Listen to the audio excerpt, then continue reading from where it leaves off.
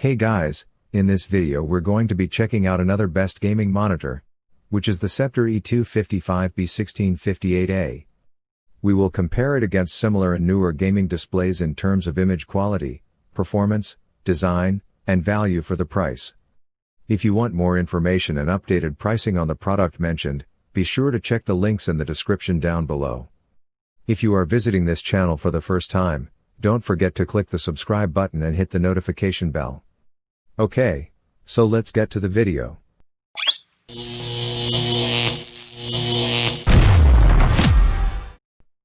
Image quality. The Sceptre E255B is based on a newer generation 24.5 inches TN panel, so it has better colors and slightly wider viewing angles than the older 24-inch TN models. All in all, you get an excellent image quality for the price. It's not as good as that of some less expensive IPS and VA models, but it's actually better than that of some more expensive TN variants. It offers dithered 8-bit color support for 16.7 million colors, a static contrast ratio of 1000 by 1, and a peak brightness of 300 nits. Now, the 25 inches 1080p 144Hz 1ms gaming monitors by more popular brands such as Asus, Acer, HP, etc. do have a bit higher peak luminance of 400 nits, but the Sceptre E255B-1658A is sufficiently bright anyway. In fact, you'll most likely want to reduce the maximum brightness out of the box from 100% to around 70% or less. Since 1080p resolution is not demanding on your PC rig, it will allow you to reach high frame rates and take full advantage of the monitor's 165Hz refresh rate. What's more, it will provide you with a fair amount of screen space and detail clarity thanks to the decent pixel density of roughly 90 pixels per inch. Note that the Sceptre E255B-1658A 165Hz gaming monitor has DC backlight dimming, meaning that it's flicker-free, and it has a low blue light filter allowing you to enjoy gaming for hours without straining your eyes. Let's talk about performance. Moving on, the Sceptre E255B-1658A input lag is on par with the high-end gaming displays with only 5 milliseconds of imperceptible delay, while the rapid 1 millisecond response time speed efficiently eliminates trailing of fast-moving objects. There are only two response time overdrive options, on and off.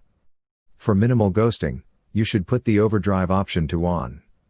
However, this can introduce pixel overshoot, inverse ghosting, at lower frame rates. So, when playing more demanding games where your FPS rate sits around 60 FPS, you should set the overdrive option to off. Of course, then you won't have as fast response time speed, so you'll have to see what works best for you. It will vary between different games. In esports games, you should be able to maintain a high frame rate, in which case this won't be an issue. Just make sure overdrive is enabled. Thanks to the AMD FreeSync technology, you can synchronize the monitor's refresh rate with your GPU's frame rate, which results in a variable refresh rate, VRR, that eliminates all screen tearing and stuttering without introducing input lag. The Sceptre E255B-1658A FreeSync range is 60 to 165 Hz, meaning that LFC, low frame rate compensation, is supported. So, you won't get any tearing or stuttering as long as your FPS rate is within the VRR range. If your frame rate drops below 60 FPS, LFC will kick in and double the frame rate. At 59 FPS, the refresh rate changes to 118 Hz, for example, in order to make the tearing/stuttering less apparent. FreeSync works with compatible NVIDIA cards, GTX 10 series or newer, as well without any issues. To set the monitor to 165 Hz, all you have to do is change the display settings. No overclocking is necessary. The difference between 144 Hz and 165 Hz isn't all that big, but to a hardcore gamer whom every millisecond is important, the 21 Hz higher refresh rate is definitely helpful. Features of this monitor.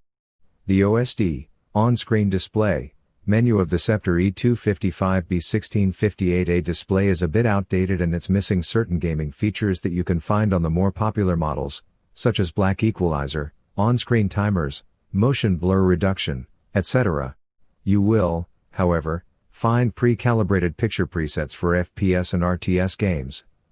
The monitor also offers advanced picture adjustments including tint/saturation, gamma, and color temperature, manual RGB value input, settings, so you'll be able to calibrate the display with ease.